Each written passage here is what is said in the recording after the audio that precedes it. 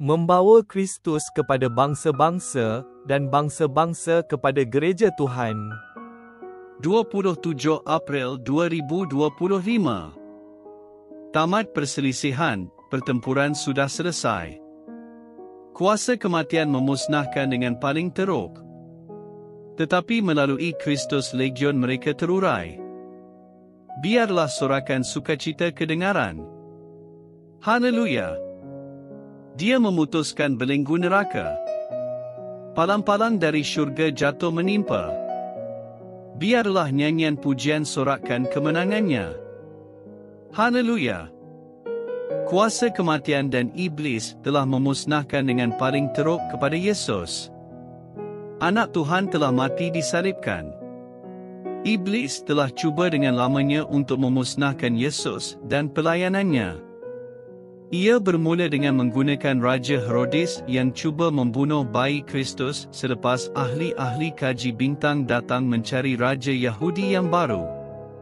Para pemimpin agama yang menentang Yesus berusaha memerangkap juru selamat dalam kata-katanya dan ingin merejam Yesus hingga mati. Akhirnya, Yesus ditangkap, dihukum dan disalibkan. Mungkin ular purba itu menyangka dia telah memenangi peperangannya melawan firman Tuhan, iaitu sebuah peperangan yang bermula lama dahulu di Taman Eden. Iblis adalah musuh yang berbahaya tetapi dia tidak mengetahui segala-galanya. Dia juga ialah makhluk ciptaan, iaitu malaikat yang jatuh berdosa. Yesus dikutuk dan disalibkan bukan akibat tipu daya iblis, tetapi memang telah dirancangkan dan ditentukan oleh Allah. Ini adalah rencana Tuhan yang telah ditetapkan sebelum peristiwa di Taman Eden dan sebelum dunia diciptakan. Menurut rencana Tuhan yang sama, pada hari ketiga selepas kematiannya, Yesus bangkit semula dari kematian dan memutuskan belenggu neraka. Juru selamat yang bangkit telah menang di atas iblis dan pasukannya serta kematian akhirnya.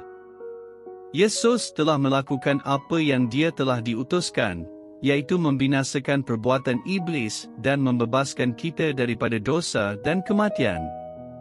Semasa musim Paskah ini, nyanyian pujian kita sorakkan kemenangannya. Kemenangan Yesus adalah kemenangan kita juga, tetapi kita masih berjuang melawan dosa dan kejahatan di dunia ini.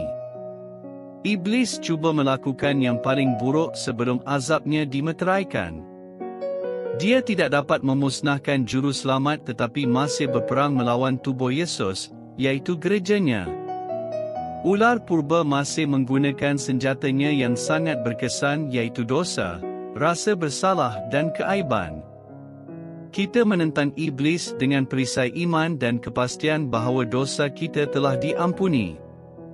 Walaupun musuh jahat ini cuba melakukan yang paling teruk kepada kita, dia tidak dapat mengalahkan kita. Melalui kematian dan kebangkitan Yesus, kita lebih daripada para penakluk melalui Dia yang mengasihi kita. Kita bersukacita dalam kemenangan Tuhan dengan sorakan sukacita.